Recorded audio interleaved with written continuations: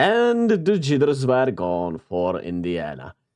And once that happened, the pace got faster. They turned the ball over just 5 times, and they were able to run against this old Bucks team and ran them to the ground in a way.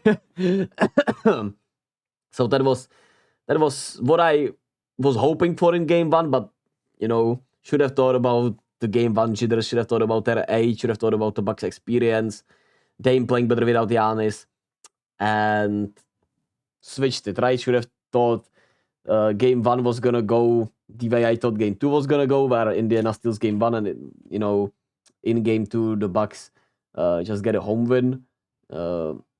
It kind of flipped in my head for whatever reason that was, and everyone was locked in, man.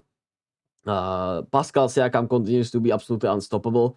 The Pacers, the Bucks have no option. No answers for him. Pascal was hitting those mid-rangers, hitting his three balls, driving to the rim really well, rebounding, even having good assists, no turnovers.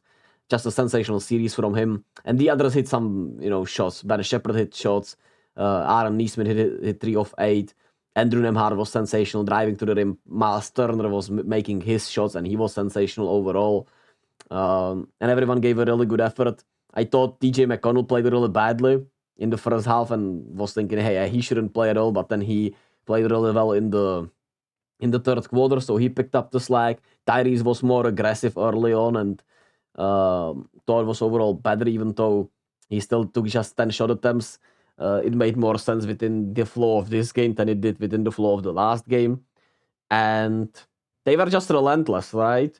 Even though Brook Lopez started off hot and hit 6 of 7 three-pointers on the night, even though Dame Lillard was once again cooking early on and giving it to Andrew Nembhard, they were relentless. They kept pushing at him. They kept playing their fast, stale pace, and they were making those shots that they weren't making in game one, creating good looks.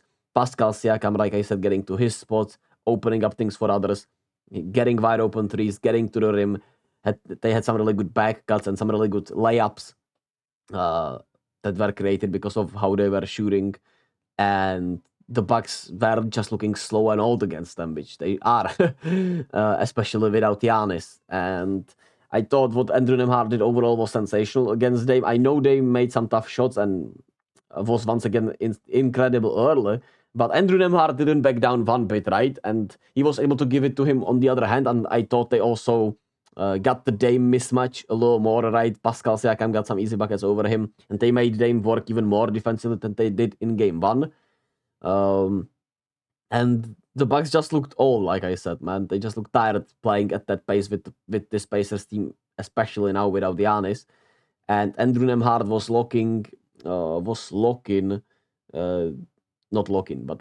abusing Dame Lillard in a way where even when he was, getting sprayed on by Dame from the three-point line, he was still right in his chest and never backing down. And this time he even got aggressive to the rim, like I said, 8 of 11 from the field. Continue to chirp at him, continue to talk at Dame, and it had a huge impact. Miles Turner also played a little less soft today, and the jumper was falling in, right? Those jumpers were falling in for him and Siakam, which obviously changes everything for this team overall. But for the Bucks, the bench is pretty much useless. We knew that a little bit. Pat Connaughton had some plays, but Malik Beasley is unplayable against this team in a way. Jay Crowder looks old and just not worth playing. AJ Green actually did have solid minutes. And maybe you could try Andre Jackson or some of the young guys, or just play Thanasis, I don't know. Pat Bev also might not be the answer in this matchup because, he does not look like he can play at this pace too, and he gives you nothing offensively and is not able to stop really anyone defensively either of that Indiana team.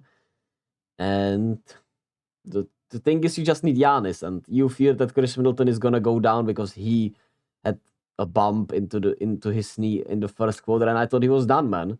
That's how I feel about Chris Middleton in a way, because I feel like when he's healthy, he's the perfect closer for this team, or the perfect steady hand when he makes the right shot at the right time, makes the right play at the right time, just does the little things well. But with his health, it's been tough.